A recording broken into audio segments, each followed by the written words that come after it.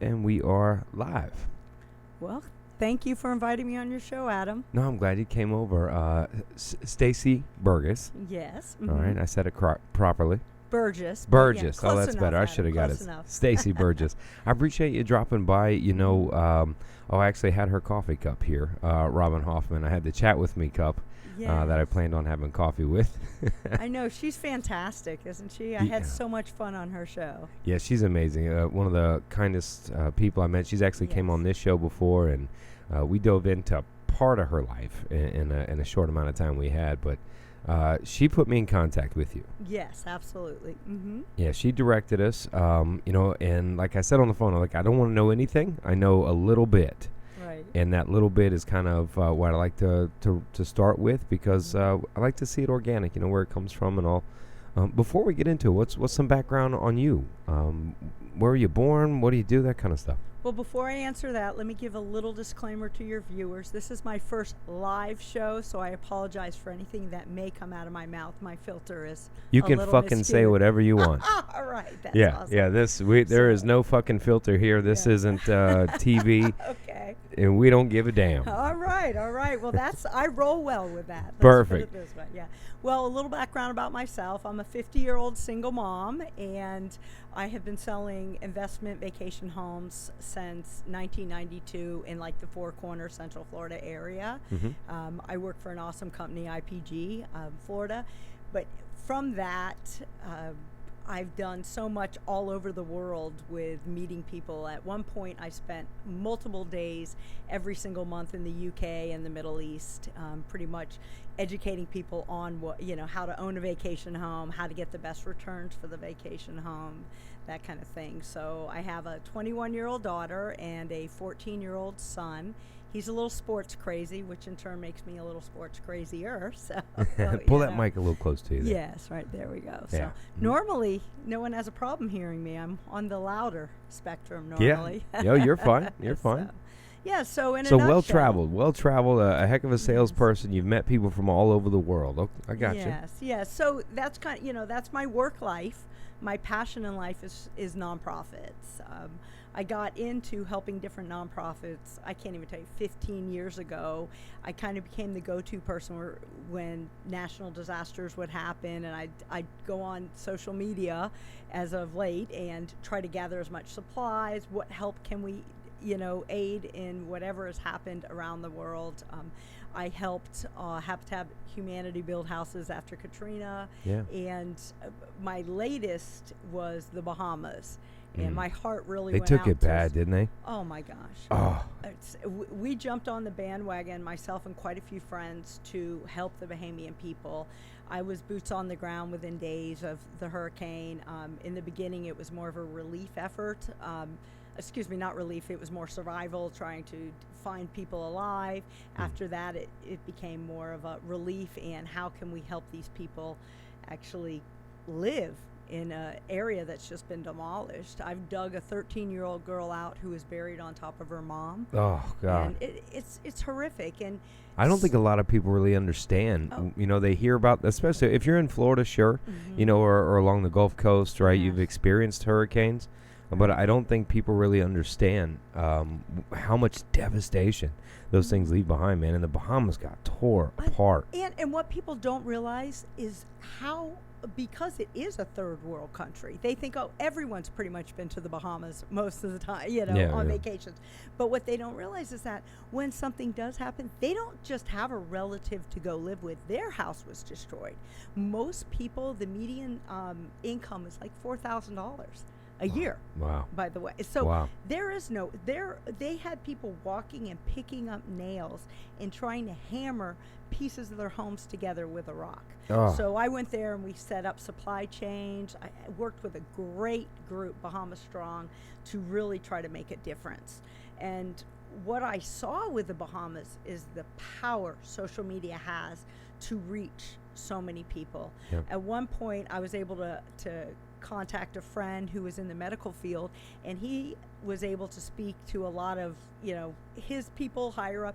He got $500,000 worth of medicines shipped down to me by semi. When he said, I got you some medicine, and then this semi shows up, I'm like, oh my goodness. Yeah, you're thinking he's got like a satchel coming, right? Yeah, exactly. And I'm thinking Tylenol. Oh no, it was like, you had to think the hospital was wiped out and flooded, so everything that was in it was contaminated. They had nothing. Yeah. And the relief efforts that you all think, Red Cross stuff, they have to go through a lot of bureaucracy and red tape. A lot of red tape. We were able to put in our backpacks and hike it in. And I'll tell you, it's a long story, but some of the incredible things that we experienced there really made my heart go out to the Bahamian people. But and it's still going on. People think the hurricane passed. All right, everybody's fine now. Oh no, it's been 2 weeks. They've rebuilt. Oh, absolutely not. I mean, just today I probably had 15 messages on our WhatsApp link with all people who are still over there saying what their needs are, but how can we get it to them? Yeah. So there were so many people who put forth a lot of effort, whether it was sweat equity or check equity. So many of the pilots that from Air Unlimited who donated their planes and their times that we got to get stuff there. Yeah. So, but with seeing how much power social media has, it to help and to bring things forward, I realized that this time it might be a great time for me to roll out my where my heart is with nonprofit, and that is with the anti-sex trafficking. 4.5 years ago, my daughter was kidnapped and by a sex trafficker. She was groomed online, and people think this happens in third world countries, which it does, but no one realizes that Orlando is number 3. What? 3 in the United States. Yes. Holy shit. No shit, right? And number 3? Number 3, Orlando. It's because of the amount of people who come here, where there's international travel conventions. So, all these pervs come here on different work conventions. Everyone thinks that the men who are doing this, and women, by the way, who are trafficking these kids, are like the monster that we create. We say, you envision this like just horrible looking person. They pretty much look like everyday Joes. Yeah. And how they're getting our kids they're grooming them so that they then send pictures to them online. Then they use that over their head and say to them, hey, I will leak this picture out on social media or tell your parents if you don't do this, this, and this. And because it touched me personally with my daughter and with our nonprofit Greenham Project, we're trying to educate everyday people on how they can look for the signs that something may be awry with their child.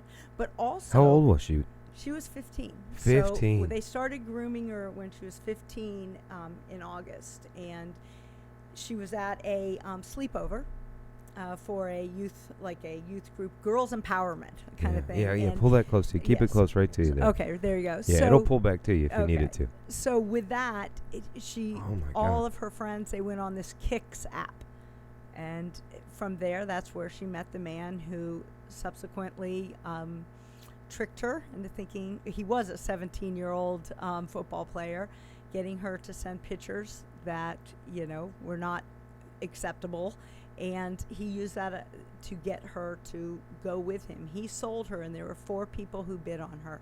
Oh my God. Yep, 4 people who bid on. So I think people think of like that movie Taken, right, where they kind of meet, they see you, and then it's like an hour later they try to grab you. Right, and that happens as well. Yeah. That happens in more like foster care systems, kids who maybe not have a great network who's looking out for them. Yeah. There's we are setting up Greenham Project is workshops to educate the parents, going on speaking engagements so that we can educate the common Joe on what to look for there. But it is different how they groom a girl and how they groom a boy, and they do horrific things to our kids. And a lot of parents think that just because their child is home sleeping in bed that their child's not being sex trafficked. It doesn't mean your child has to be taken for them to be doing these things to your kid. Each child has a value of $300,000 to the sex trafficker. Holy fuck. Yeah, right? Guess what? Sex trafficking has surpassed arms, and the only thing higher in it is drug dealing. What? Yeah, so if your child is a commodity, they'll go to all risks to get that. Yeah, that I mean, kid 300 grand in other countries. I mean, no kidding. Number 2, just below drugs. So even firearms. Correct. It Holy vacillates. shit. You know what? You But know, still. 6 months later. Yeah, to be in the top 3. Yeah. So If you ask me, that is an epidemic. exactly, and Forget the coronavirus bullshit. I know, right? How many? I mean, I'm sure you probably have stats. How many a year or a day or, you know? Yeah, I would have to get back with you on what It's the like some annual people can stats are. Google. But you know what? It's happening in Orlando. It's happening everywhere in the United States. It's not just happening in third world countries. So it is our kids. I was not a lackadaisical parent. I knew about the fears of internet. Yeah, let's. I'm gonna go there, right? Because Okay, I'm gonna right. play that devil's advocate No, side, it is, right? right? Because the parent, well, I'm always there. I'm always checking on everything, right? Mm-hmm. And so for you saying you were that kind of parent, right? I mean, it's almost impossible to try to keep up with everything they're doing anyway, You right? can't track it all Right. every single day. The deviants are worse than we. They know which ways to trick our kids. So with my daughter, and it all does come out in the documentary, but it. You have a it documentary shows- coming out. Yes, we do. We have a documentary coming out on the story of everything that happened to my daughter, and we're using it as a tool to help educate parents as well as get our educational curriculum out there to the school districts that we're offering for free. What's the name of it? So right now we're toying with the thought it can't happen to me. I can't Sure, I yeah. can't believe this happened to me. Sure. So we yeah. kind of put out feeders out there to determine. We're done filming for the most part. We're doing retakes, so it is coming out very shortly, and we're going to have a huge premiere in Central Florida. Yeah. So So for you, what was it? Can you walk me through kind of the days leading up to when you realized that Yeah. this had happened? If you don't mind, if it's not too much. it is. I'm always shocked at which parts I get emotional about, you know. Yeah, And like I yeah. said, it's just recently that I felt in a good enough place to be able to speak to this with total strangers. You Sure, know, sure. we didn't find out a lot of the information till after the fact. But the morning of, woke up, and my daughter, I got her up for school. She was already up, so I didn't get her up. She was already getting ready. That in itself should have been a big alert, because Okay. you know, most kids in high school, you're trying to drag them out of bed. So I had just found out the night before some devastating news, and so I said to my daughter, I'm going to lie back down until I take your brother to school, and come kiss me goodbye. So she comes in there, and I remember waking up and just looking at her. I'm like, oh, you look beautiful, sweetheart. She had her hair in pigtails.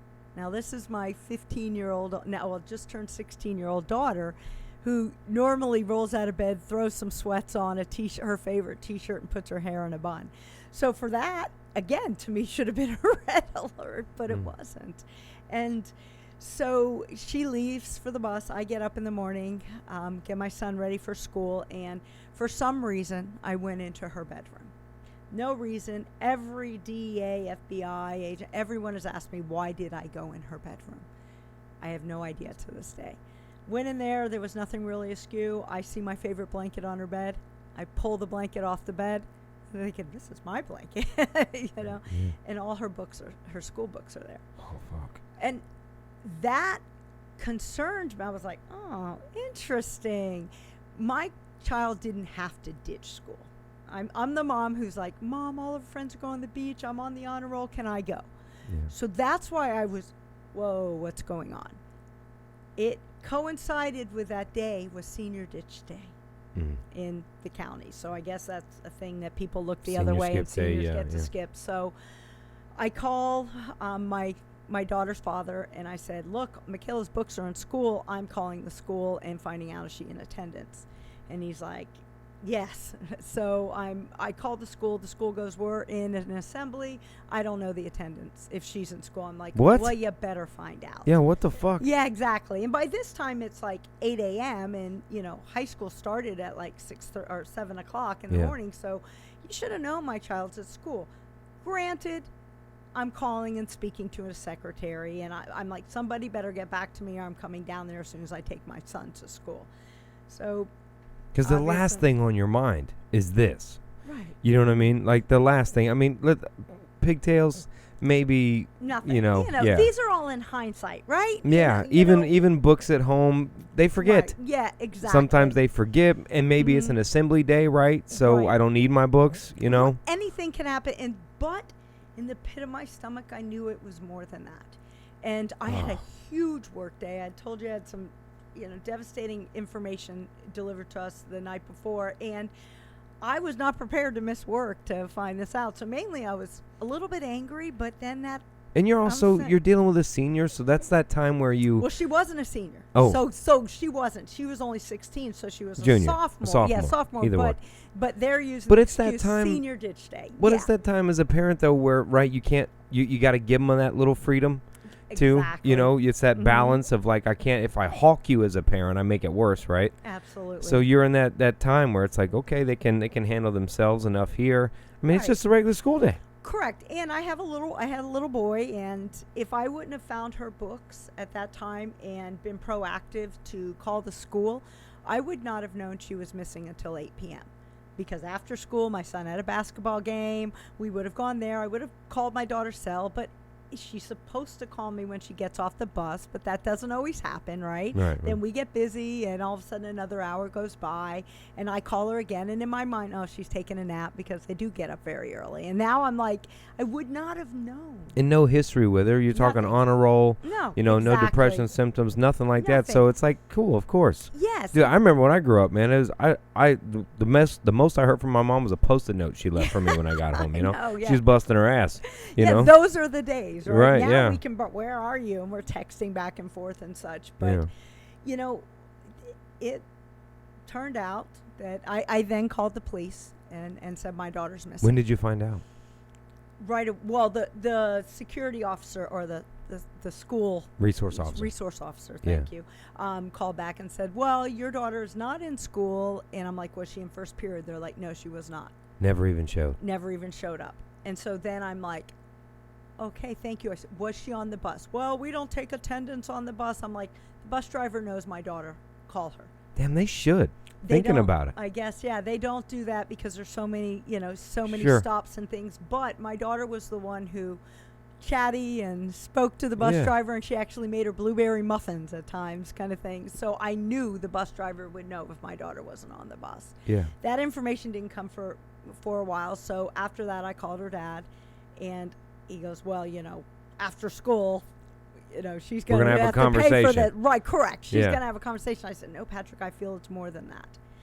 And like the documentary tells, there's a lot of details. And once the police came to the house. So was it like afternoonish? No, it's still morning. Oh, so you're talking 10, 11 o'clock. No, not even. 9 a.m. kind of thing. God. I dropped my son off. I raced back home. I called the police. Police are there, and they're like, I can tell he's not really taking it seriously. Because I'm like, my daughter doesn't have to ditch. So I'm thinking, he's thinking, okay, they're like, one sure, of those lady, moms. sure, lady, right? Your daughter doesn't do anything. Right, you're perfect, she's right? Good. Yeah. So I'm like, but a few days before, my daughter had broken up with her boyfriend, and there was no drama. That should have been a red flag. But I thought, wow, maybe she's growing up. Oh, right. She's growing up. She's matured. She's maturing. And so, all of a sudden that comes to my mind. And the police are like, well, we need to search her room. We go in her room, and how humiliating for a parent to go in your teenager's room with a police officer and realizing that that's one of the things that you've decided to just not fight with her on is cleaning her room. You pick your battles at that age. Exactly. Yeah. So that was a battle that I was not choosing to fight. But he goes in her room, and I'm seeing it through a police officer's eyes, and I'm like, well, the rest of the house is clean. Yeah, I'm not, I'm just forecasting that. But he looks around, and he keeps saying to me, well, do you know if any of her flip-flops or bathing suits missing? I'm like, dude, look around. Do you look like I can tell if a bathing suit do you know where anything is right now? Yeah.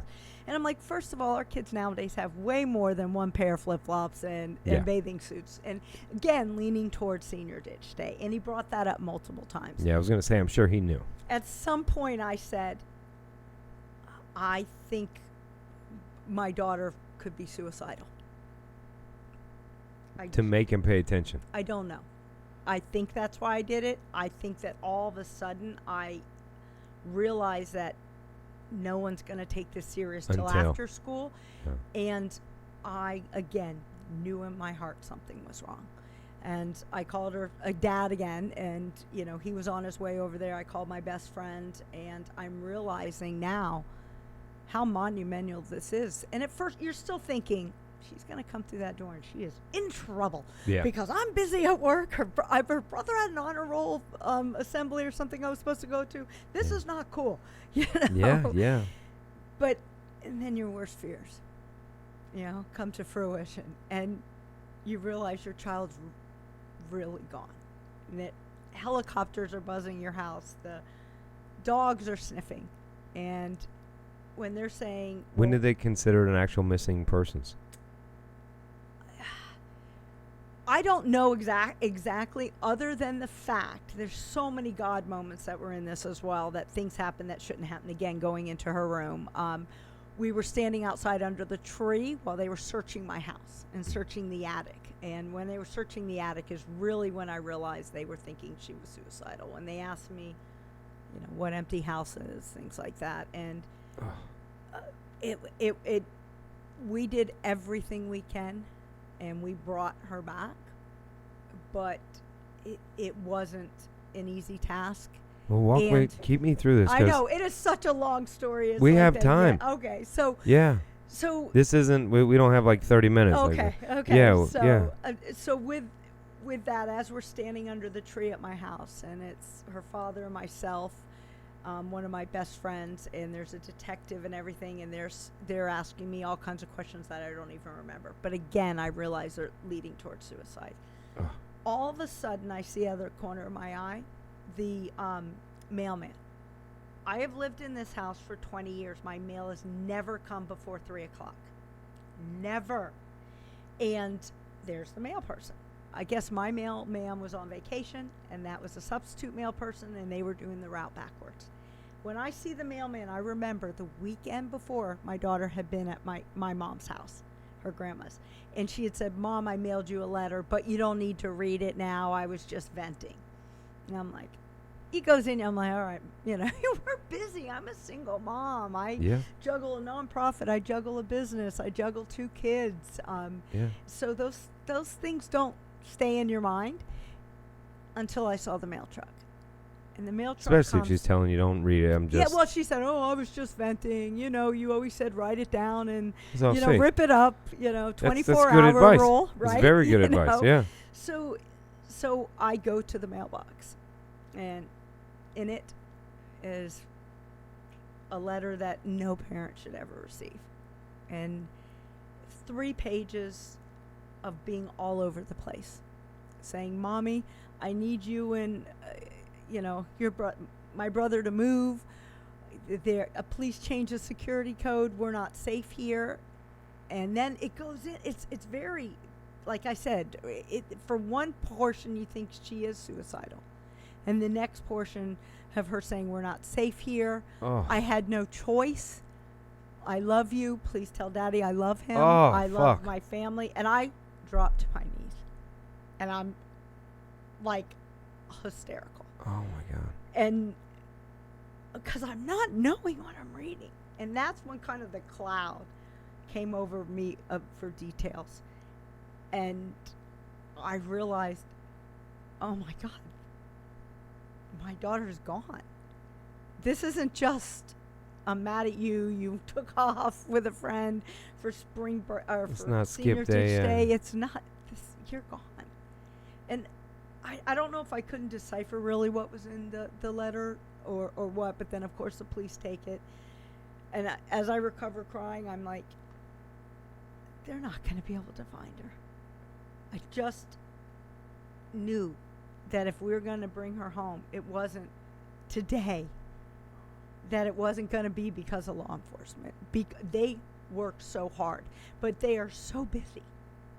And I knew that we had to be proactive, but I didn't know how. So at that point, because there's no one's telling you what to do at this point. There's no handbook, no guidebook. There's no.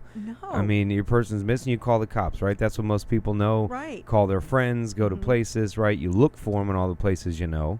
But the step beyond that, yeah. Absolutely. And so Oh. at that point, my daughter's father looks up. I look up and I see it. The house across the street has cameras on it. Now, I live in a short-term rental area, like I sell, so I don't have everyday neighbors. So I said, oh my gosh, that house has a camera.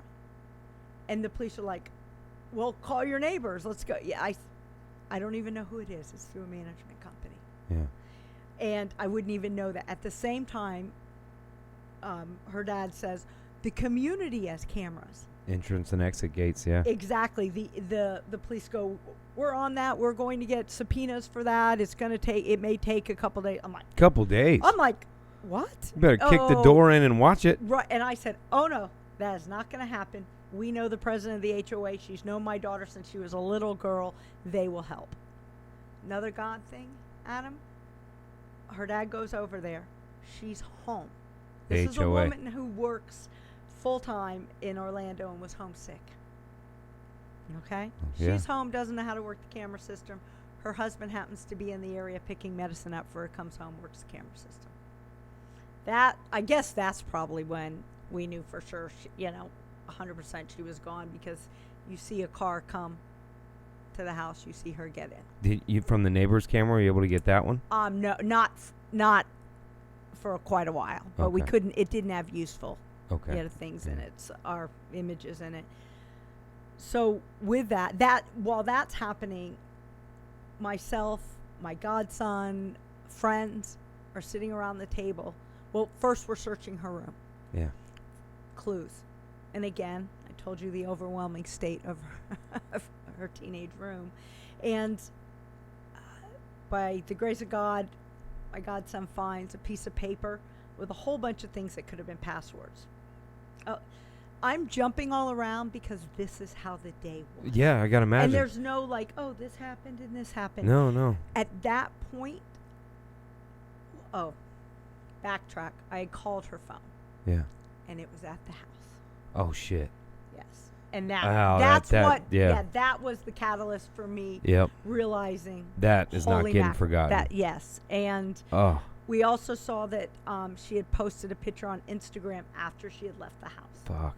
Yes. So we knew she had some device. Yeah. And it's just the story of how we got her back. Well, was the picture any clue to anything? Or no, not in the beginning. You can, by the way, the things that you do learn when your child is missing. You don't just get to call and say, put an Amber Alert. My beautiful baby girl is in the hands of a stranger and it's in a dark colored car. If you don't have the make, the model, and the license plate number, you cannot do an Amber Alert. Mm. You don't realize that, right? No, yeah, you think, it's something. You think you're going to call, but what are you going to do? Say, hey, my daughter's we're going to stop every black car with a girl in it and a guy? Exactly, and which direction are they going, where, and they that's going to be devastating to watch that film if you see her in the car and it drives by, or see her get in it or whatnot and out the gate. And we knew from the dog, the canines, that her scent ended at the end of the driveway. Oh, fuck. And so they were still leaning towards she must have got on the bus. Okay. And we're like, no, they're saying she didn't get on the bus, kind of thing, because the bus came right there. But it just spiraled into unbelievable amount of information needed to be processed in the shortest amount of time.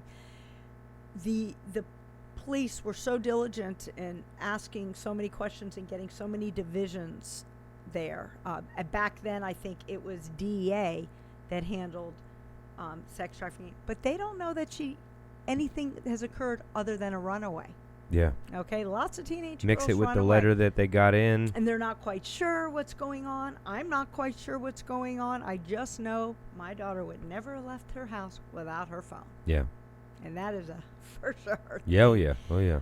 At this point. So this is all still in a 24-hour period? This is all still that morning, afternoon? This is still the morning, yes. Oh, now, shit. Late morning. It's amazing how many good friends came around that table to truly try to help. But again, like you said, you don't know what to do. Yeah. And all I knew was that how can I get to the masses? My hands aren't tied through bureaucracy like police are, having to get subpoenas and warrants and things. Because the next question was, are her friends in school? Well, we're going to call and see, and we're going to get the legal information needed to get that information. I'm like, oh no, I have teacher friends. They will know. Yeah. Start texting everybody to find out were her friends in school. Yeah. Find out they are in school. Shit. That in itself. That's getting worse. Yes. Phones at home. Friends are actually at school. Yes. And her computer's at home. Her phone's at home. How did she post that picture? Right. That's got to come from somebody else's phone. It does. And it just, Greenham Project, the nonprofit that I'm with, is trying to educate parents through this horrific tragedy that has happened to my family, but also to show it's not the demographics that you think. Her father was so up on internet safety. It was so annoying. Every time she wanted a new app or to go on something, I had to put a code in. But the second your child walks out that door, that's all gone. Yeah. They have access to their friends' Well, phone. leave your phone at home. No location services. I can't track them on an app anymore. Yes. Yeah, right. it's... But for this pervert to get to my daughter, all it took is for her to be with her friends and them be on her friend's iPad. It's someone else's Wi-Fi. All the security you had on your phone. Yeah, I was going to say, gone. you can hear some parents now, that's why I don't give my kid an iPhone, whatever. I'm like, all of their friends have one. They all have one. They're going to use it. Yeah. They are. Yeah. So we have to educate them on certain apps to truly avoid. Yeah. And again, I wasn't a lackadaisical mom on that, but what I do feel that I did, I hammered home too hard to my daughter of don't. Anybody good never wants to see a picture of you naked. Yeah. Okay? Nobody is going to ask for your help who's an adult. No adult needs your help, sweetheart. Yeah. Not nobody happening. does. What I didn't say is if you do that, I love you, and Let me know. let me help you. Yeah. It's just like when we used to teach abstinence in school and wait till marriage Yeah, for good luck. sex. Yeah, good luck. But here's some condoms. Right. So it's like this is what the tough topics are. Yeah. What do we say? It's like, don't send these pictures of yourself. But if you do, are we given permission? We're not. But kids make mistakes. Yeah, we all do. My daughter thought a 17-year-old quarterback for a high school loved her.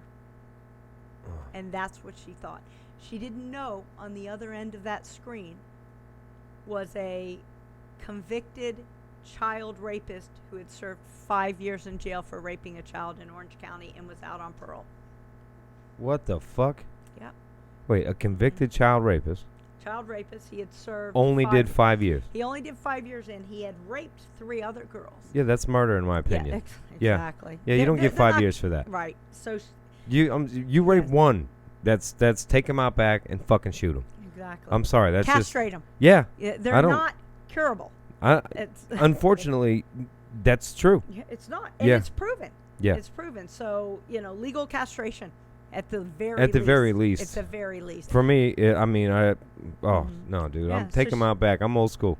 Yeah. I'm sorry. Forget your subpoenas and your shit. If you're convicted once, maybe I castrate you twice. Mhm. That's it. That's game over. I know. And at the Holy time shit. when he's out on parole for the one, serving 5 years, out on good behavior. Keep that mic to you. There. Out there on you good go. behavior. He had raped 3 others. What the fuck? Yes, he had raped 3 others, but the judicial system takes so long Yep. to get from victim to trial that those parents did not want to put their children through that when they were like 9, 10 years old it occurred, and now they're 14 and 15 and doing well. They didn't want to put them back through some trial of remembering it. Right. Because victims, we pretty much have no rights, and I've learned that the hard way. But if they would have, he wouldn't have gotten out. Oh. And while he was out, not only did he sell my daughter into sex trafficking, he raped another 12-year-old daughter in Orange County. What the fuck? Yeah. So how do you he's go? a predator. Yeah, this is Mhm. yeah. How do you go about finding her? So we're still on that first afternoon, morning-ish of running frantic around. Right. I'm really, there's so many details, Adam, and I really want everybody to understand that the motivation behind making the documentary, not only has it taken this long emotionally for me to feel strong enough, for our family to feel strong enough, is that it is to educate parents. If once you see this documentary, there's so many questions of things that I thought I was doing right. You, in a moment of stress, you don't remember your kids' friends' last names. You don't remember how you put it in your contacts in your phone, your child's friends' parents. I have it in our phone, Michaela's friend Alex's mom. Yeah. I don't know her name, and you're trying to get information that it's not obtainable, but you can't think. And all the police want me to do at that time, chill out, maybe sit on the couch. We've got this. Yeah, good fucking luck. Yeah, and it's like, I don't want to degrade the police because they were incredible. Sure. They treated my family with the utmost respect. What were they going to tell you? Run around and go crazy? Exactly. But what I was not able to do as a mom, the only control I have, and everyone who knows me knows I'm a little bit of a control freak when it comes to getting things done, is that there was power in the internet. So we put out all information to try to get information. Started messaging her friends. They weren't replying to texts because I didn't have some of their numbers. Yeah. It's like, okay, you have their best friend numbers. And how many times has your child said, hey, Mom, I'm going to Jimmy's party with Selena and so and Justin. Yeah. And as a parent, you say, well, is the adult going to be there? Yes. Yeah, okay, of course. Well, where is it? Well, Mom, she lives right around the corner in our neighborhood. All right. You drop her off. You met her at the birthday last year. You did. Don't you remember her, Mom? Sure. Do you put in your phone your child's friend's address? I didn't. Yeah. So there's so much information that it would have saved hours if I would have done that due diligence in the beginning. But I didn't know. But we all typically have a trust for our kid. You kind of like, okay, they got that. They'll be fine. Right. We've educated the best we can, the best we know how, right? Right. And when you give a little bit of that freedom, right? And so, I mean, it sounds like the predators on the end of this kind of know how to play all that. The fact that this monster was posing as a high school quarterback. Right. Well, not only posing as a high school quarterback, also knew on this Kicks app, it's K-I-K. There's no reason for any minor to be on that app, okay? The way they speak on the app, it's more like a privacy thing. So instead of your face being next to your name, Adam, and my face being next to my name, Stacy, it shows like emojis and stuff. So it's very hard to follow when you're trying to find information. So these predators know once they engage them on that to get them off that app, because if your parent is due diligent and you're looking at the app, right? Yeah. To get them to text. Yeah. So once they text, they also know to get them off of their own phone. This man Amazoned to my house a phone for my daughter. Holy shit. Yes. They wait until your child has done something that they can hold over them. Okay? Solicit the pictures first. Maybe not just the pictures, talking crap about their friends. Yeah, that's anything that they can use to say I'm putting on social media. Yeah. Anything. And it was pictures in my daughter's case. Yeah. And with that, they had her. Because the fear, first they go after, I'm going to tell your parents, what are your parents going to think if they see this picture of you? Then and if you don't send me another picture, they use these pictures in two things. Either they are the sex trafficker who's actually trying to get them away to do sex acts. Mm-hmm. By doing these sex acts, they go home and they're determining the value of the child. They're determining how easy is it going to be to get this kid hooked on drugs. Yep. to get this kid away from its parents. Yep. And that's where they see, okay, they degrade the child enough. They get the kid hooked enough on drugs that they start acting out at home, and now it's a juvenile delinquent. Oh, and my then God, the police think she ran away because her grades start falling. They like them to stay at home for a little. There's multiple different, they go after runaways, of course, but the kids who are in your home, and they get you freak out if you find out what they do to boys, to get the boys to pose to get these girls in. Yeah. Oh, so they're actually using younger boys to as stills in the front to bring those girls in? Yes. Holy shit. Yes. And what they do to the boys is they get a hot girl, to say, "Oh, Joey, we should go to this party. My cousin's got this cool party over there. Can you get out of the house on Friday?" That kind of thing. They go there. They drug him, whether through a drink or willingly. It's all you don't really know which. Each child, it's different. Then they perform sex acts on him while he's drugged and film them. And there's nothing scarier to a heterosexual boy than to be deemed as homosexual. Yeah. Yeah. And this is not an anti-gay. No, it's thing. just that's what they use. So they get the ammo on the kid. Pictures of him and say, "You want these on social media?" Call him all kinds of derogatory names. Yeah. If not, I need you this, and this. I need 3 girls. Bring them to my party on Friday night, and then you're done. Kind of thing. And then 3 more and 3, and then 3 more, 3 more, right? There's nothing scarier to our kids than exposure. Their peers or anyone on social media to think they're anything other than the greatest. Other than normal. Yeah, right, yeah. So exposure of things you're saying, yourself. And, absolutely. So they're using, my God. I mean, this is kids who go home to parents who are not lackadaisical parents, who aren't in the know. Yeah. That maybe all maybe not even from a divorced family. Well, you can be a great parent, but with teenagers are teenagers. Correct. Much less you take a 15, 16, 17-year-old boy and you give him what looks like to be an 18-year-old, college girl. Yeah, saying to come here. Yeah, they show that's an easy trap. Exactly. You walk them right into that, man. Almost the information that the teenage boys need to know about if this is happening. You could walk right into a trap, and now you're the one being a still representing the front, having to do these things for you, like And then it's just like so. Then when that boy gets them, even if now let's say they're like, I don't care if they go online. Yeah. What they do, they start saying is like, "Hey, you've now committed a crime." Holy shit! Yeah. It's like you've committed a crime. You've done this to these poor girls. Holy shit. We didn't make you do it. You did it. Yeah. Now you're a conspirator to it. Exactly. So, education is key at a young age. It is almost impossible to educate a 15-year-old from a parent educating or period. Them. Yeah, exactly. It's like, they don't listen to us. Yeah. And with I Instagram, TikTok, yeah, they're your new all one. over there. Yeah.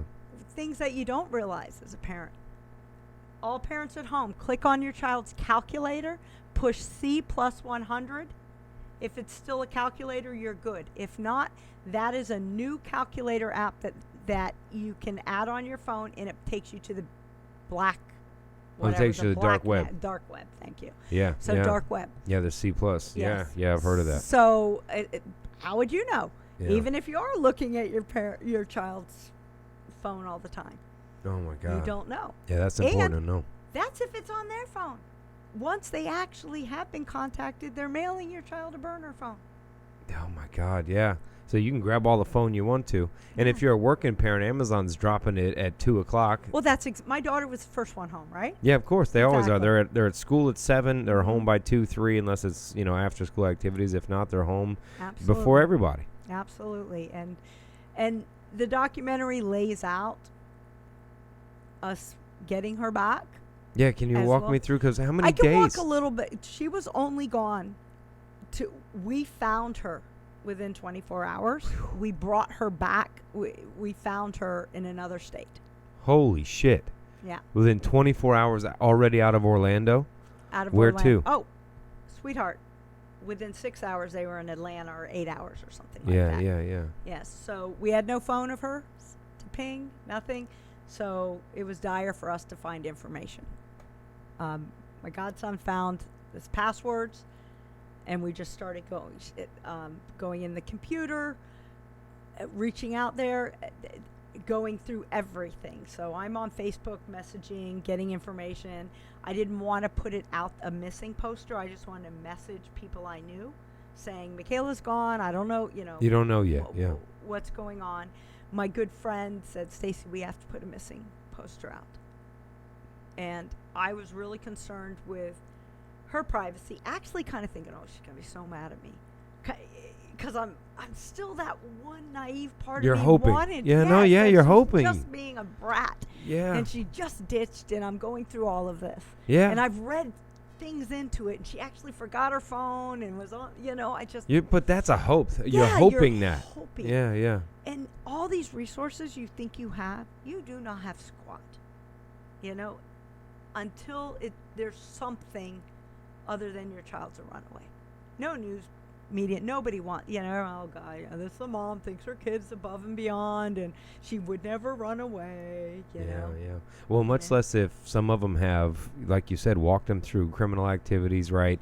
Got them hooked on certain drugs. Their and grades start falling. Their dispositions change where they become ornery because they're It's like they know the question the cop's going to ask. The cop's going to get there. How's she been? Well, she's been missing school. Her grades are done. Okay, so, I mean, they already know. They know because this is their job.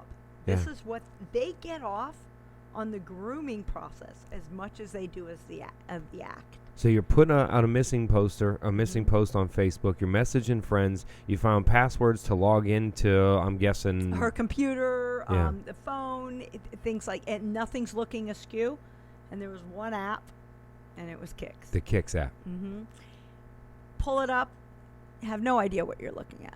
It's not like Facebook again, like you know who you're talking to. Well, it's like learning a new software, yeah. And so we're looking at this and realizing at this point there's no way.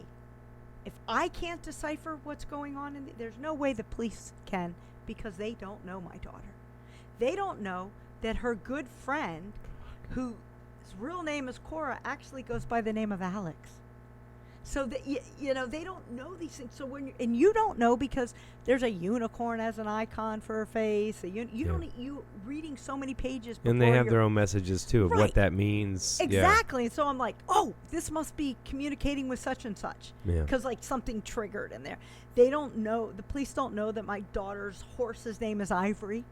Mm-hmm. So I'm looking for, this is Michaela. I get the icon. I match that one. You have to match the fact she goes by Ivory. Yeah, exactly. Yeah. And then we're reading.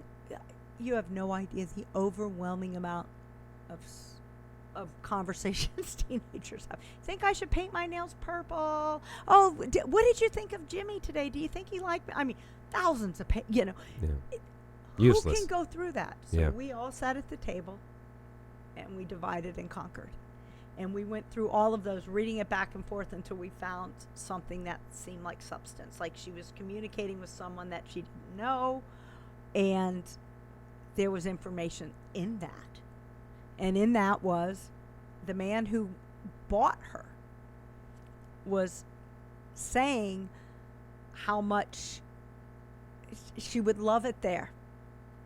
Because there was a quarter horse, and I don't think that's the name of the horses, the breed of the horses, but it was some one-off horse that we were able to track that. You can look out my backyard and see a quarter horse farm, and my daughter loved Build-A-Bear. Yes, I know she was 16 and loved Build-A-Bear, but she didn't. And he's like, and only about 30 minutes away is the mall, and we have a Build-A-Bear. So we're going after these facts. Are these facts? So you found finally communication within the Kicks app. And then a phone number.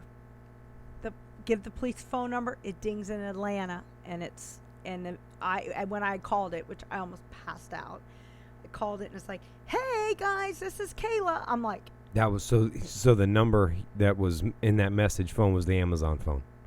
No, I got that backwards. So that came before. Okay. This, but we on the piece of paper was phone number. Yeah. Called it. It was her voice. Yeah. Gave it to the police. Hours later, they ding it in Atlanta. And now I'm, holy mackerel. Yeah. FBI gets involved. Cross state lines. Yep. My daughter's missing, but she's still a runaway at this point. So, fast forward through many, many facts that we found and were able to use was that the man who purchased her was a manager at Dairy King. And he had just gotten a divorce. At Dairy Queen. Oh, Dairy Queen. No, sorry. sorry. It's okay. Dairy Queen. And he had gotten a divorce. We find later on through all this, the transcripts and things, another phone number. He's like, hey, let's text on this number. Let's take this off Kicks. Yeah. Call that number. It pings in the same place. Fuck. Yeah. Got him. And yeah. so at this point, my daughter's phone was off. So I don't know if he had known she had a phone and it was ditched, but we're no longer able to ping her. So the number you called. Number we called. Yeah. And then the pictures come from the video, and they can't do an Amber Alert again because we don't know the make and model. So it was imperative that we find out the make and model of the car. Yeah. And we did that by texting friends in auto industry, saying, can I send you a picture? Can you help me determine what car this is? No kidding. Yeah. From the picture, you could tell there was a front license and a back license So plate. that's and out we're of state. praying. Well, no, we were praying it wasn't a vanity plate in the front. Yeah. It looked like, but again, it was very blurry, not great quality cameras. Don't know the make. Could only see a letter and a number on the license plate. And without the make, you can't search to try to find license plates with that number. It's things you don't think about. By the way, all of my knowledge pretty much comes from Law and Order or Dateline. Yeah, well, that's everybody's pretty much. Yeah, yeah, right? yeah. And you're thinking, Zoom the in on the. detective on this is going to do this, and come on, click this. Do you see her? What? Yeah.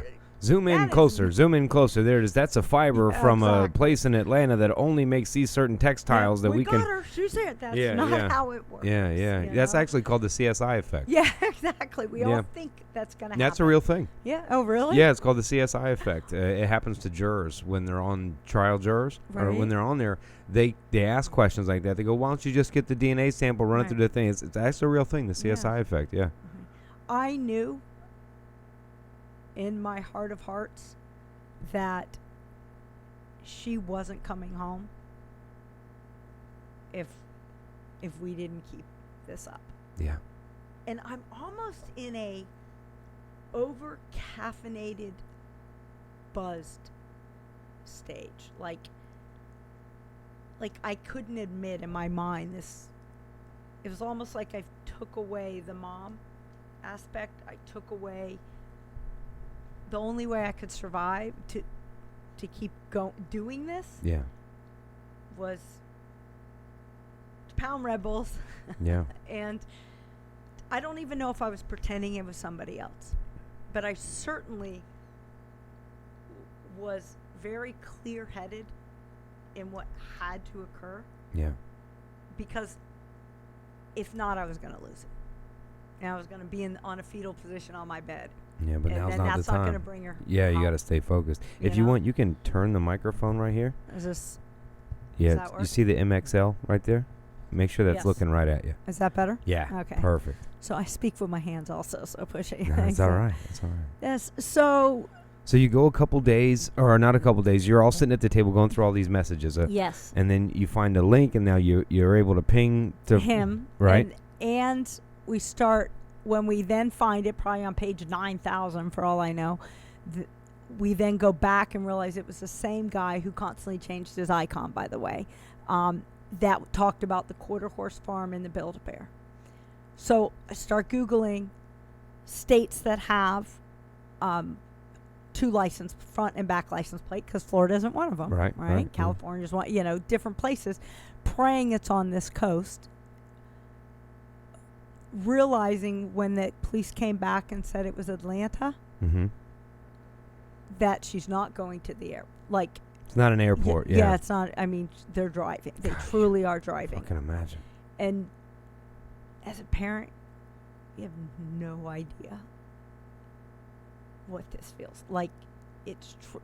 Do you have kids, Adam? I have an adopted daughter. Okay, yeah. awesome. Mm. So when She's they're little, 20. okay, awesome. When they're little, and you're at Dillard, you're at a store, and you turn your back for a second, and they're playing in and out of the clothes, and you're like, well, I was that dad when she was in 6th and 7th grade. right.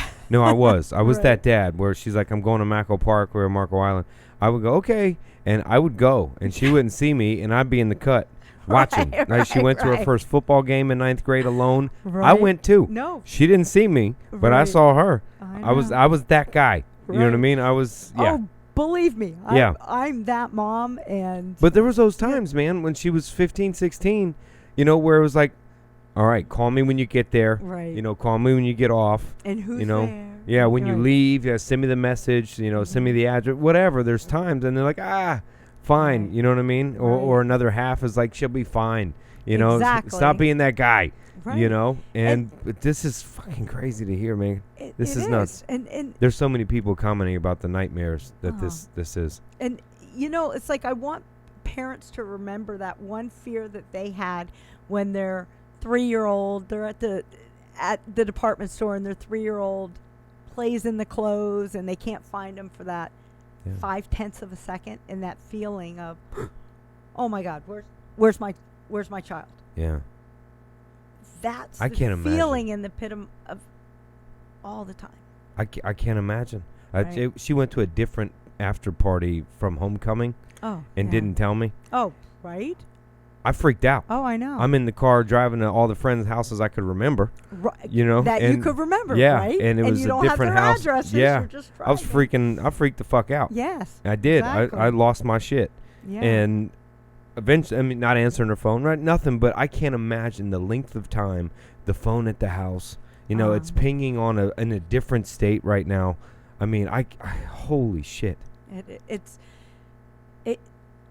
in the information we didn't have then, and we had later on. Yeah. Even makes it scary. The things I shared with you before about who it was who sold her and this and Yeah. But it is the internet created this, so Yeah. but it also brought my daughter home Right. because right. I was able to reach the masses. So how did this end up happening? Would they catch him in Atlanta? They're not pinging No, her they phone don't. anymore. They don't catch him in his phone pings to Atlanta. They don't catch him in Atlanta. This time the police run in. Who's so and so? It was my friend's name, and my friend who was there, she had put the be on the lookout, missing person picture out there, and I guess that was getting a lot of false leads sent in and a lot of fake calls, and he's like, take that down, quit communicating. I'm like, I'm not. Yeah, you can't and make then me. he says the worst. He says, if he knows we are on to him, He could. we don't know what he will do. He could kill her and dump her. Yeah, makes sense. That makes sense. What do you do then? Yeah. The only source of information we're getting is in the internet. So at that point, we decided not to share any new information. But you're praying you're doing the right thing. Yeah. You're praying that you're still reaching Well, out I can because you're imagine. begging for help. Help me.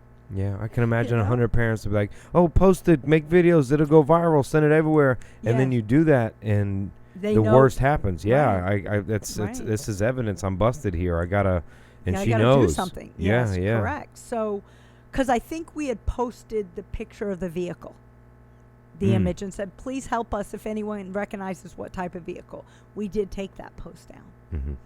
Mm-hmm.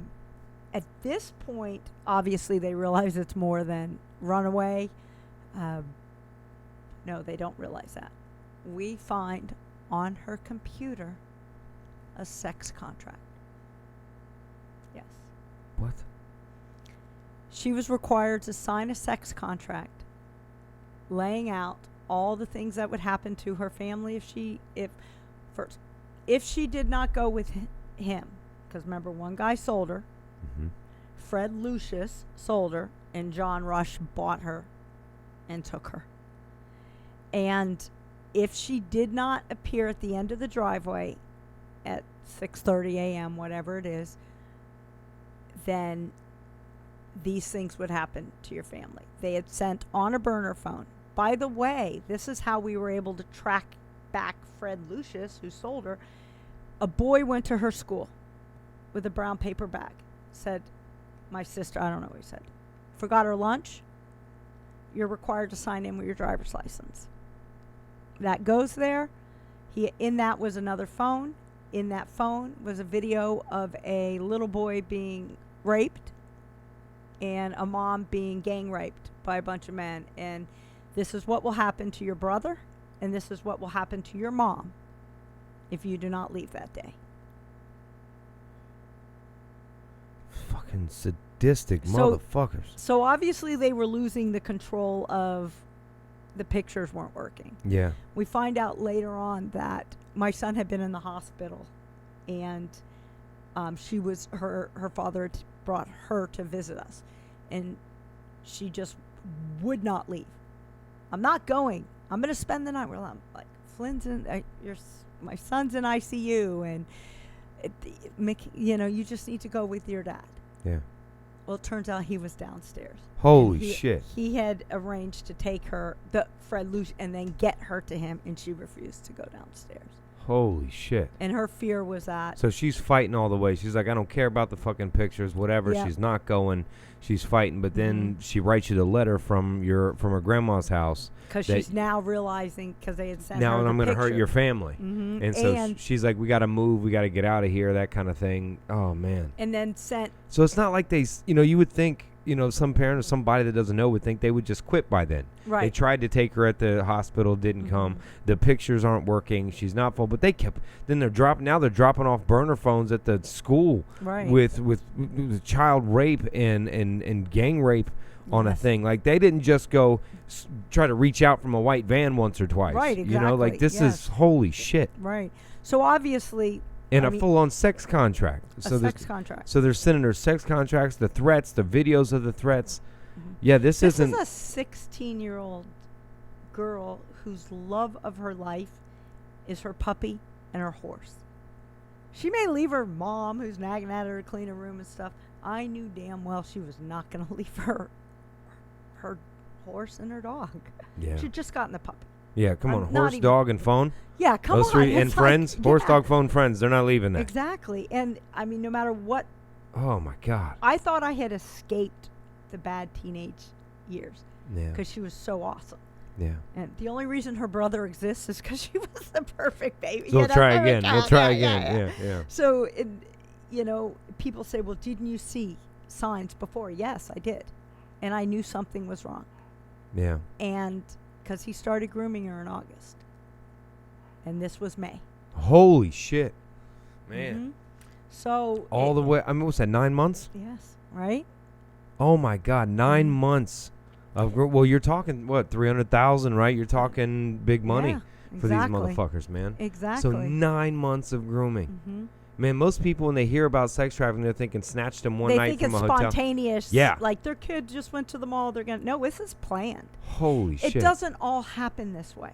It doesn't all happen. Sure. But I live in a nice suburban community. Gated? Yeah, exactly. Yeah. Her father lives in an incredible community. And she couldn't feel secure anywhere. Smart, he sent honor pictures. roll student, yeah. Great neighborhood, good, caring, loving, overseeing parents. All of the things. Yeah. And 9 months.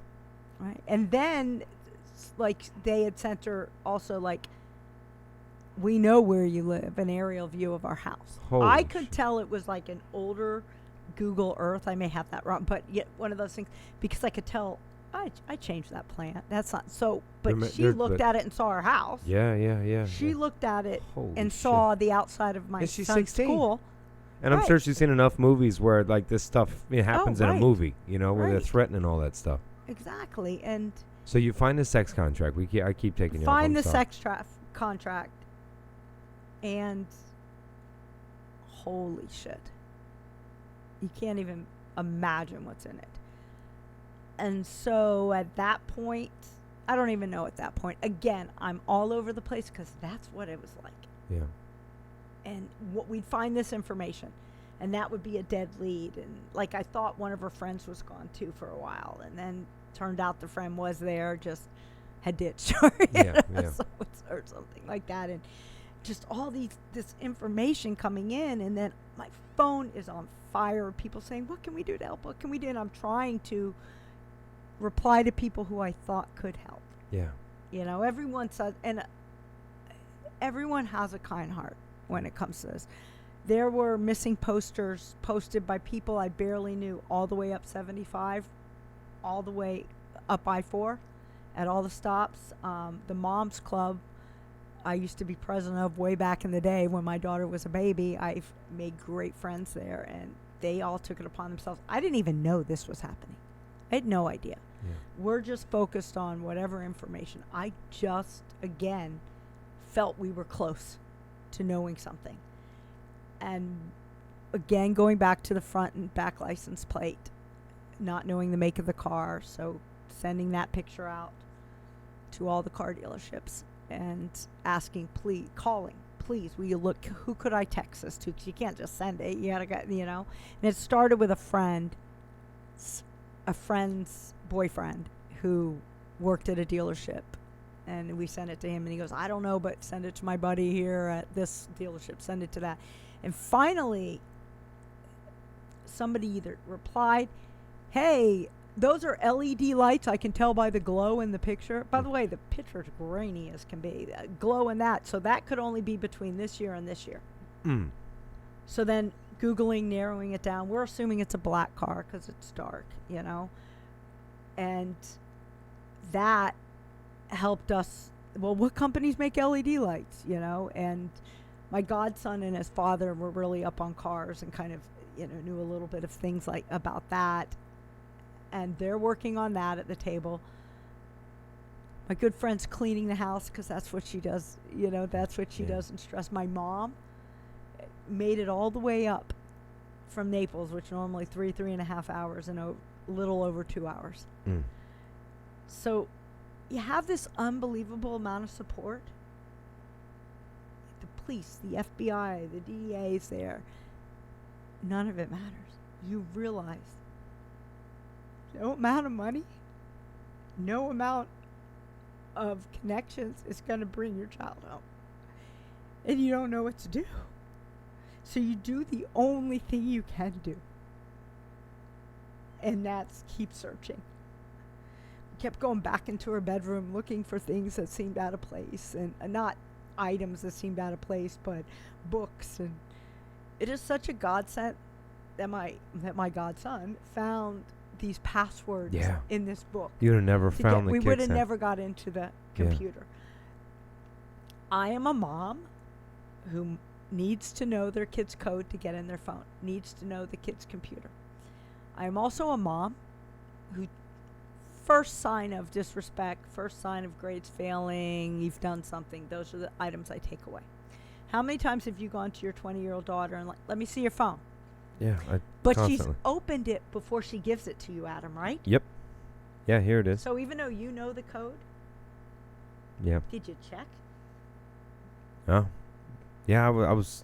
A lot of times I would take it. I'd wait till she went to sleep, right. then I'd go find it. Exactly. So now I do that with my son's phone. Yeah.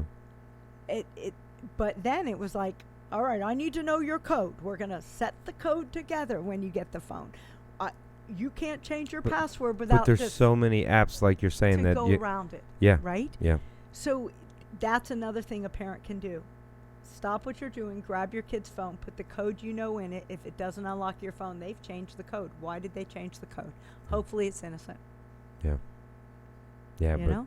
But those are the things you don't think about. Yeah. And this is what Green Hand Project is trying to educate. The little things you can do.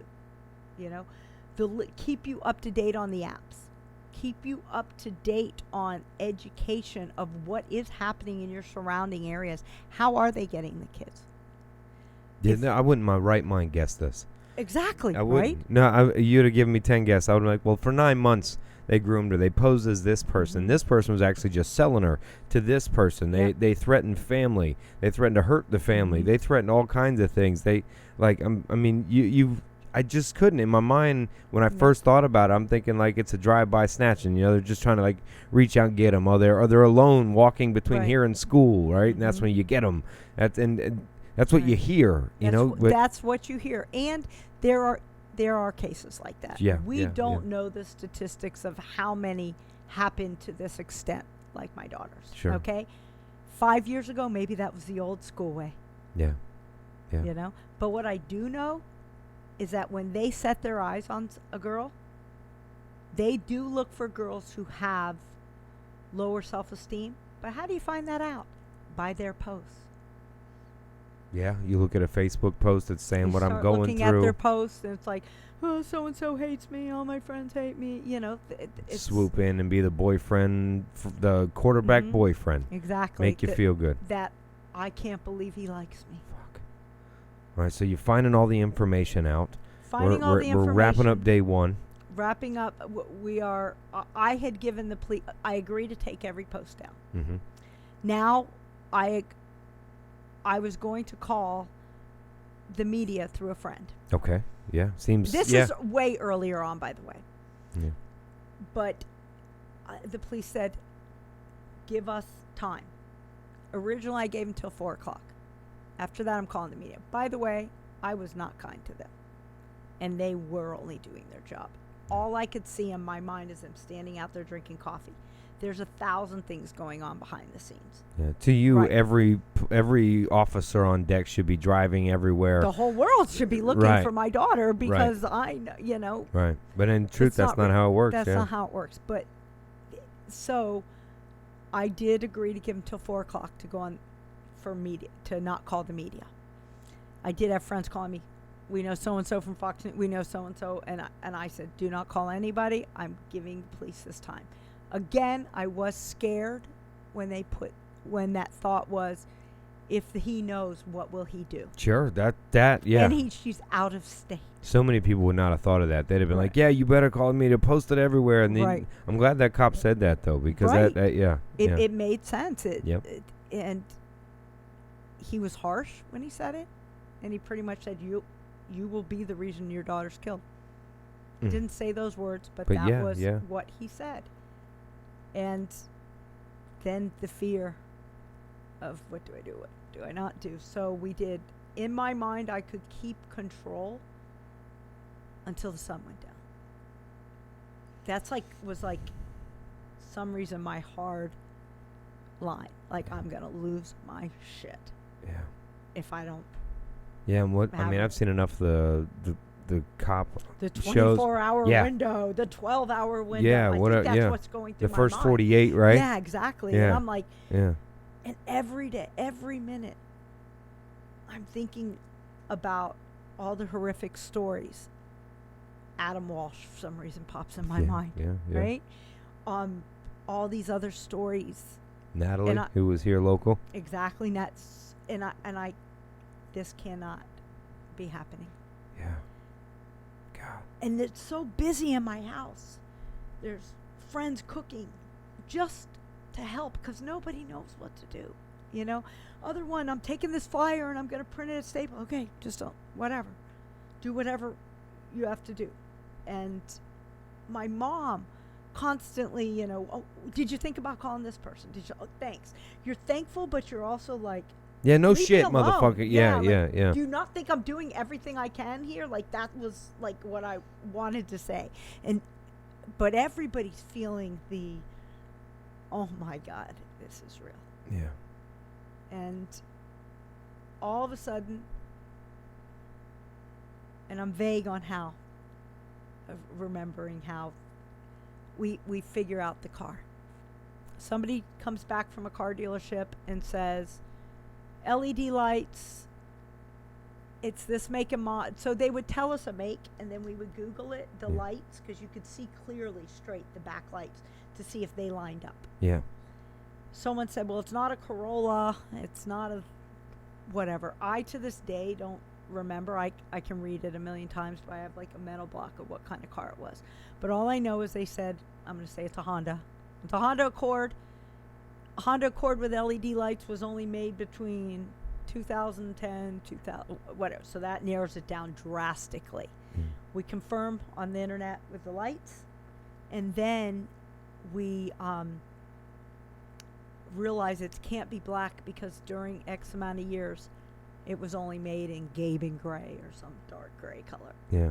So because we have been putting black this and nothing like that. Nothing's matching. So we feel we figured out the make and model of the car. We give that to. And the you all police. do this, Yeah, not the cops. Right. What the Right. fuck? Well, but what do you have to go on? You got one number and one letter Yeah. in a dark, blurry car at 5 or 6 in the morning. That's amazing whatever. that you all are the ones doing the make and model search, find the car, figure it out. I'm like, aren't you a detective, motherfucker? No, right. Like, what are you detecting right now? But and then I guess the guys, because he turned off his phone, John Rush, who took her, turned off his phone, they couldn't ping it to pull the information from it. By the way, it's no longer, like you said in TV, CSI effect. It's not like that. Yeah, it takes a quick. minute. It takes a long time. He turned his phone back on. Fuck yeah. And so they then pinged him outside of Kentucky. Holy shit. And now I'm He like, made an abrupt left now, so he's kind of going up and little left now. I'm like geographically challenged. Yeah. So I'm like, where is Kentucky again? Is it in the boot? Is Yeah. it, I'm like trying to think where it is. I'm like, I remember at that point learning that. I got to call them. Oh my God, I got to call the media. I can't wait anymore. I just, she's getting further away. Yeah. In a car. And Headed to the Kentucky, which is mountains, woods. You're talking. who knows? Yeah. Who knows? And at that point, also because of the front and back, we realized where that the trajectory of where they could be going, because there was only certain states that They had had front and dual back. plates, right? yeah. Again, we're praying it wasn't a vanity plate Yeah. on the front. Googled that with quarter horse farm, X amount of miles from Build-A-Bear, and it wasn't quarter horse, but some weird horse. So praying that's real information, not just BS to, and we find different areas and feed that information to the police. Say, okay, the only Build-A-Bear within 30 minutes, or we could say, 15-minute miles, 30 minutes, or 50. The only Build-A-Bear up there. Like, there's not many Build-A-Bears up there like there are in Florida. Yeah. And this horse farm is this, and this place. And so we give that to the police. Now, because we have the make of the car, missing and exploited children call, that was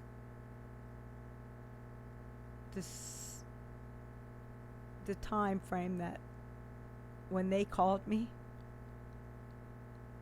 I thought I was going to pass out for real. And my best friend's like, do you want me to take the call? For some reason, I felt, no, I have to do this. And by the way, her father's everybody is doing something. It's not me. This isn't about me. Yes. This is You had a what whole team I come remember, together. You know? Yeah. I remember my feelings. And when I was on the phone with them, I haven't even put this in the documentary. See, it's so amazing, like things that just come back to you after talking about it more and more with a stranger who doesn't know the story kind of thing. Is it's not just like, okay, send us her picture. We got her. They ask hard questions. Has there ever been any sexual abuse in your family? Has there any been? I'm like, whoa. You Yeah. know? You're like, just post I'm the like- picture. I'm like, are you trying to make me cry? Yeah. Yeah. And they were like, it was probably 40 minutes on the phone, Yeah. giving them all kinds of information about my daughter, anything that we knew, picture of that car, for them to then put it on the missing and exploited children, and then on it goes on digital billboards. all across the United States. So they wanted to know again the trajectory, so that they can try to aim it there. By the way, there's hundreds of thousands of missing children. There's thousands of missing kids a day. Yeah. So you're not the only parent that they're concerned with. But this is my only daughter. Right. And this is all I'm concerned with at that point. Yeah. And again, going back to the resources you don't have, that you don't know what to do. When we found the sex contract, and that was given to the police, it just took, it then went so quick, Adam. Yeah. They put it out in all points bulletin for this car they got 3. Now, I think it was 2, and then the next number could have been a 2, like AB2, whatever kind of thing. They put that out, be on the lookout, but don't approach. over. Yeah. Right. I don't know how long it was, but a police officer in Kentucky saw the car. By the way, she was spotted at a rest stop as well. So they pulled the cameras, saw them at a rest stop. So they did feed us that information. But that stuff was actually more terrifying to me than I almost didn't want to know that things, because it's like she's getting further and further away, further and further. So this policeman pulled him over, avoided what was being told to him, pulled over based on there's a female and a male in the car, and it's the same making thing in some little town in Kentucky. Pulled her over. When they pulled her over and he came to the side of the car, guns drawn, she jumped out of the car, ran into his arms. The guy was arrested, and in his trunk was knives, visqueen, zip ties, and handcuffs. What the fuck? Yeah. He was a divorce manager from Dairy Queen. In his house, he had built like a pseudo dungeon. What the fuck? With a mattress, with a thing to pee in. He was just gonna hold her prisoner. Yeah. In the middle of nowhere. What the fuck? What a nightmare. Mm-hmm. And what was his name? His name was John Rush. John Rush. He pled guilty. He got 35 years. It was like 10 years, and then all different things added up to 35 years. And then they found a whole bunch of child pornography on his. Got it. Then when he's out, it's not the fact he had a girl in his car with visqueen and knives. Yeah, not enough. We'll find the child porn, and that'll do 35 years. Yeah. What the fuck? So then the child porn, he will be convicted of when his sentence is over in Kentucky. He'll be expedited. There should be no sentence over. Yeah, no. And he had no record. Because he bought her. Mm-hmm. That's so fucked up to even be saying. I know, right? And who's the one that sold her? His name is Fred Lucius. Of course, Lucius. Yes, yeah. So Fred Lucius.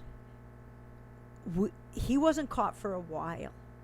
So the aftermath, like, you think that first your worst nightmare just happened, and now your biggest miracle, they found your daughter. Yeah. But to this day, I've never gotten her back. She's never been the same. Yeah. Well, a teenager's mind is strong. They can overcome some of those things in time. And they say that when a tragedy occurs, that's the age that they kind of stop at for a while. Yeah.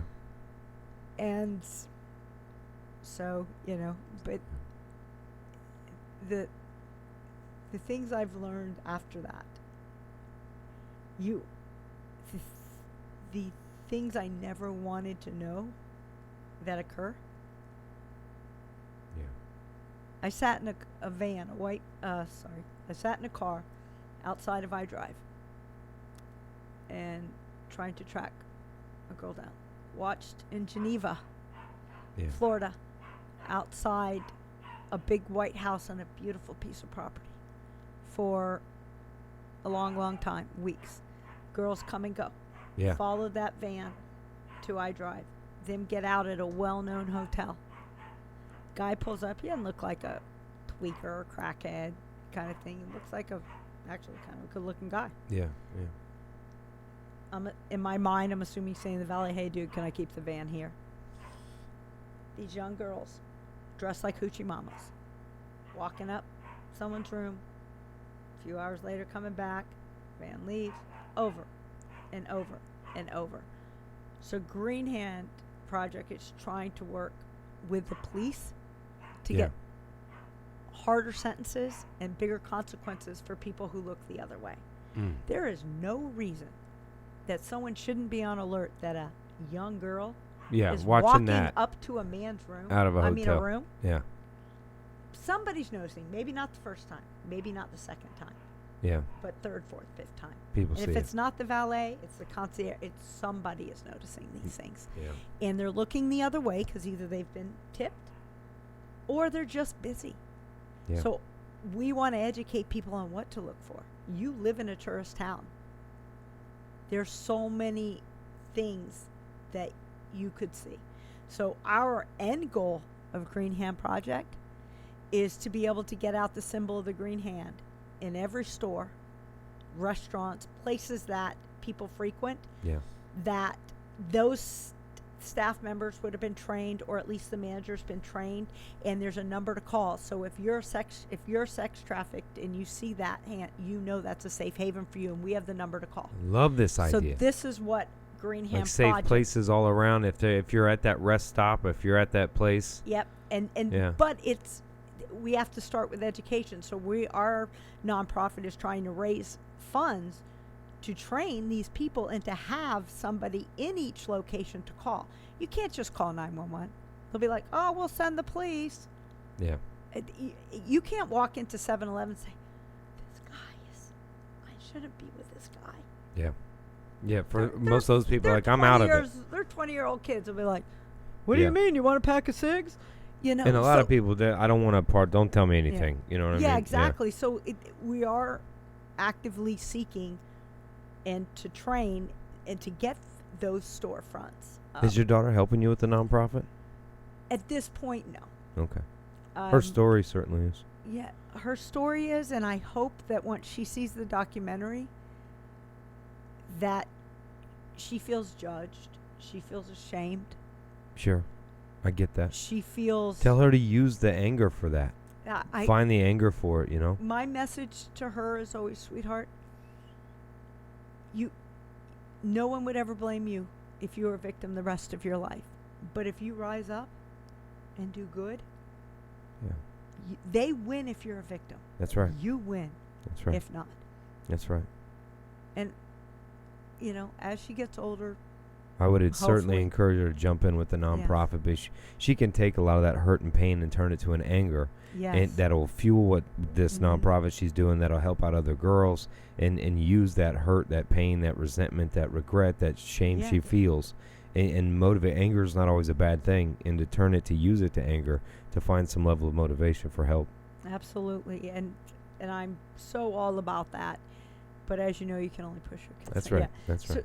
So we have... Should be okay. Yeah. The first documentary is a story with more detail, a lot more details of what we just laid out here, and into getting her home and what happened after that. Yeah. And that you don't have as many resources as you think.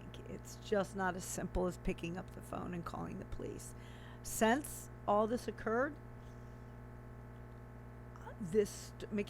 my daughter's story has been a catalyst to bring to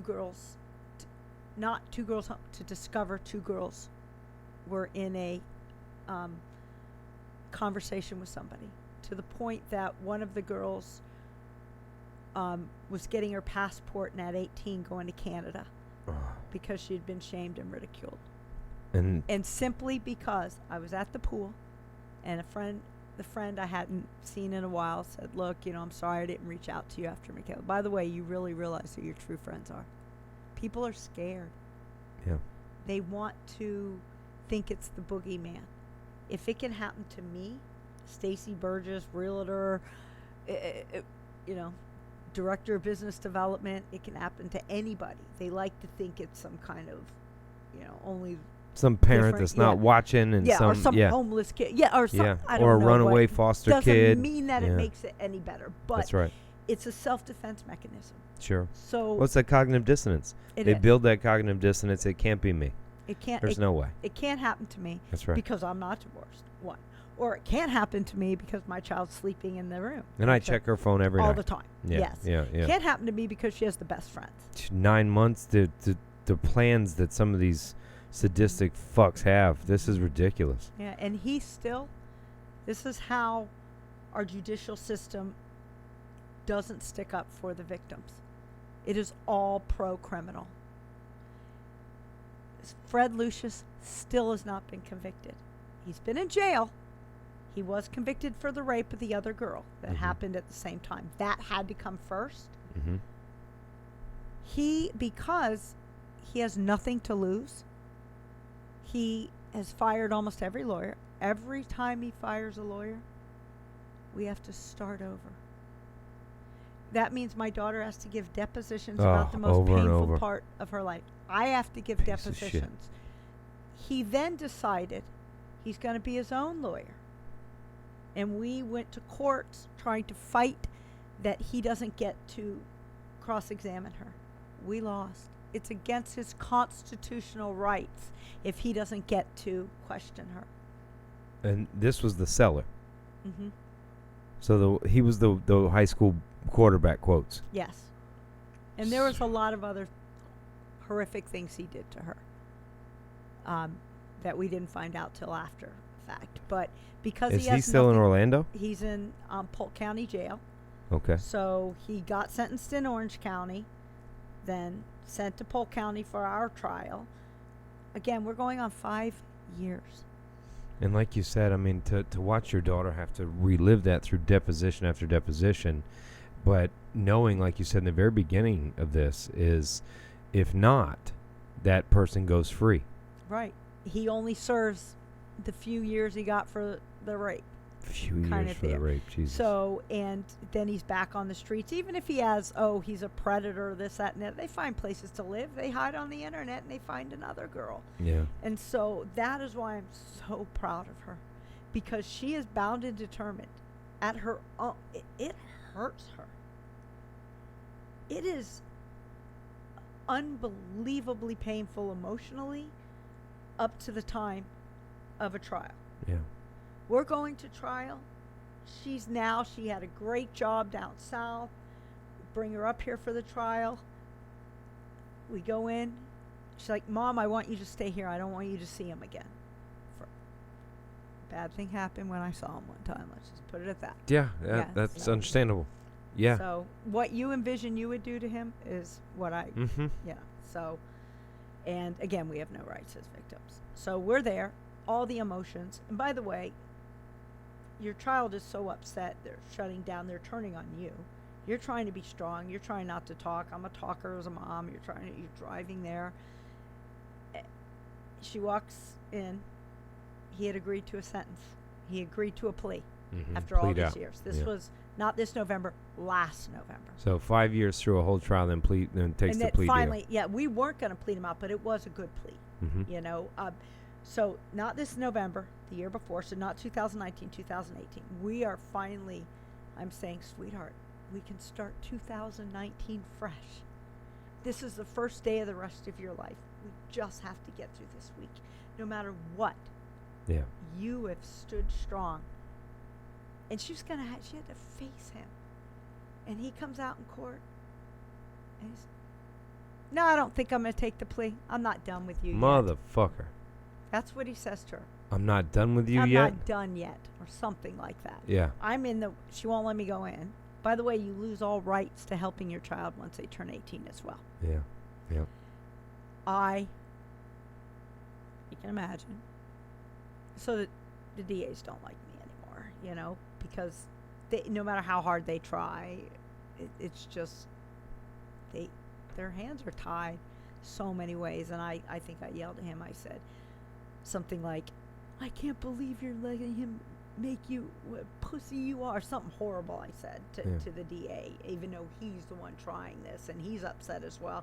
But I'm like, he is more intelligent than all of you guys. He got a day out. He got a shower and a new suit. And he's here and he's like, meh, take it, you know. So then he decides he's going to get a lawyer. That was November 2018. And guess what? That meant we start all over again. Yeah. All over. Because he knows he's being held in county. County's better than prison. He's in jail. But Polk County, I mean, come on, Grady Judd is like awesome. Yeah. He doesn't let them have, you know, frills there. Yeah, but maybe considering also you're not allowed to tell the jury that he's a convicted child rapist. He was on the predator sex offender list when he was out on parole. They're not allowed to say that? You're not allowed to introduce that unless he accidentally says something because it's prejudicatory against him. What the fuck? No, it's criminal history. Nope. Kidding? Nope. Oh, I'm not kidding. What the fuck? Mm-hmm. This is ridiculous. It is. And so now he's took the plea deal and got sentenced, or is it still up in the air? No, it's still out there. Still in the air. It's still in the air. Piece of shit. Right? So still in the air. Yeah. And there's, I mean, well, our tax dollars pay for all these.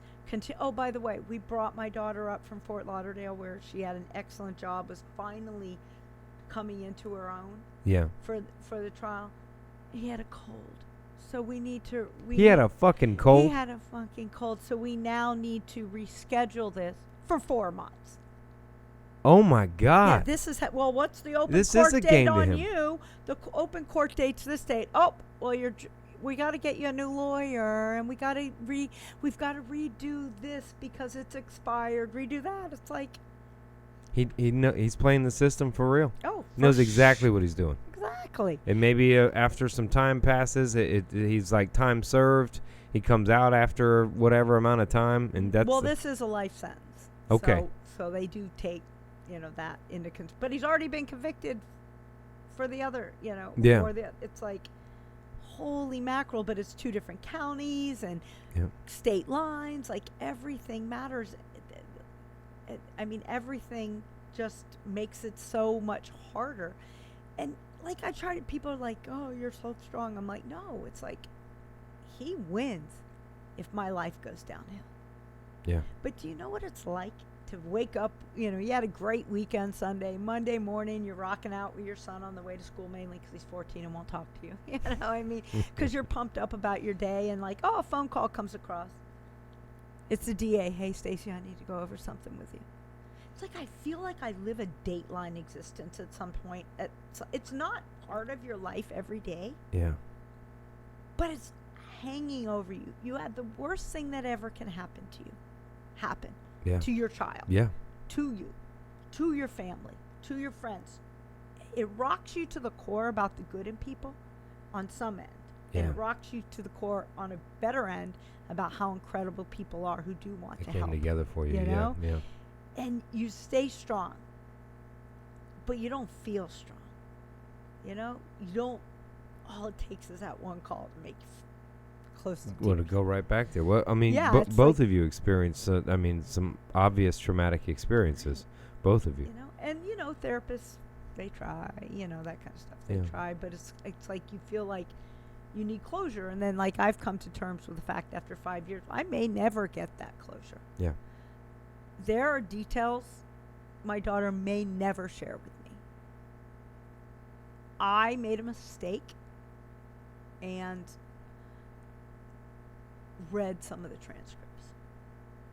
And you think I told you about the day, Yeah. but you don't know what was the story of the grooming.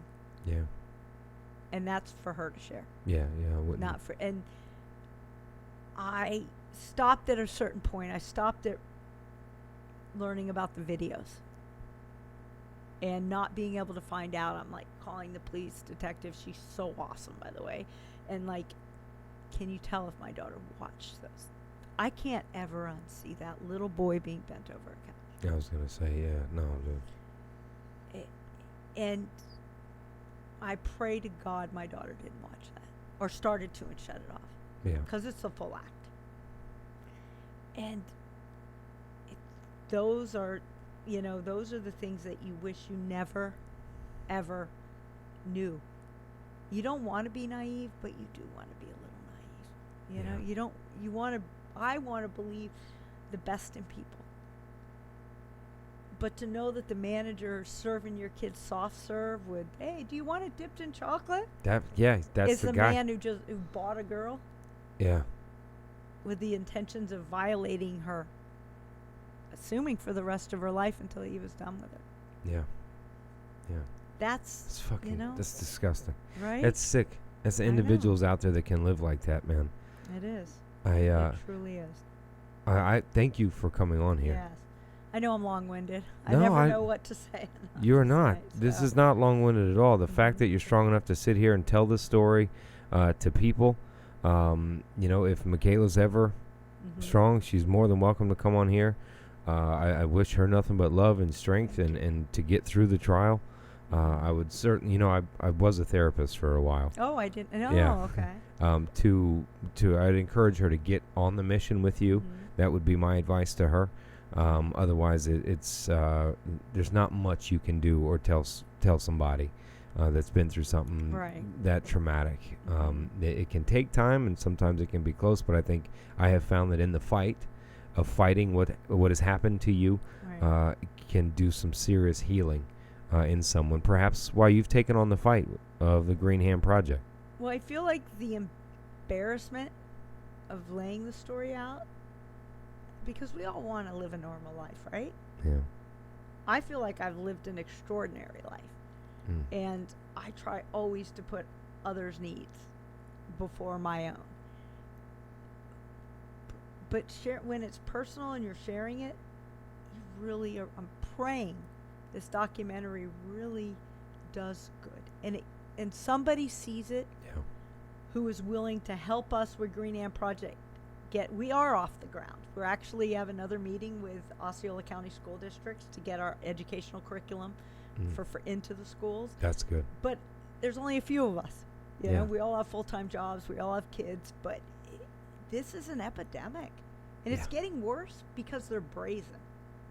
And iDrive, do not let your kids walk up and down iDrive by themselves.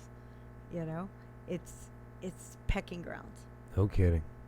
Yeah, I drive number one. So many hotels. Yeah. Oh, yeah. All the hotels down the line, international flights not far away, people visiting from all over the place. That's right. Yeah. Yes. Yeah. So, it's if I can help one girl or boy not have to go through this, one family heal, then I'm not saying it was worth what happened. Nothing was worth what happened, but it's worth you sitting here telling the story, right? Absolutely. And going through that. You've said tons of advice for parents, things to listen to be cognizant of, to look for, to watch out for. Thank you again for sharing all this advice. No problem. Where can people go if they want to help? You can go on Facebook on the Green Ham Project or on our website, greenhamproject.org. And we are doing workshops in different areas and with different businesses, because it's very important to educate people in emergencies rooms what to look for. And these workshops we have kids workshops that are not, they will not hear this story. We're not here to terrify kids, but we're here to teach them. We actually, Janelle Farrell actually wrote a children's book that we're raising money to print. We've printed a few copies, but to print to get it free to all kids. It's not really about sex trafficking. It's called Mimic Magic. And you look at some of the things in the book as a child, and here's an example. It's all done with sea life. It's like, do you know what you're really looking at? And so one under the sea, and it looks like a piece of coral, and you go to touch it and it swims away, touch beautiful piece of coral, you touch it, it's fire coral and burns you. So you don't know and then we address that with our educational curriculum on teaching the teachers how to teach this sensitive topic, because you can't wait till middle school. By then, these kids are so savvy on social media, they've been exposed They already know. to a lot of things that we need to get them young, that when kids are in like anywhere from 3rd to 5th grade, I call it the tattling years. They're like, Mom, this guy this person, I don't know him. You've said Yeah. if I don't know him. Thank you, Johnny. You can go on it. They're trying to get through to boys through Minecraft, through Xbox, and they're always normally the really good players. They're mimicking themselves as a player on their TikTok. That's A lot of the people that's new. They're following a lot of the people there, and then they start making comments on it. Like the pervs start making comments on it, and then they message her. Oh my God, wasn't that the most awesome?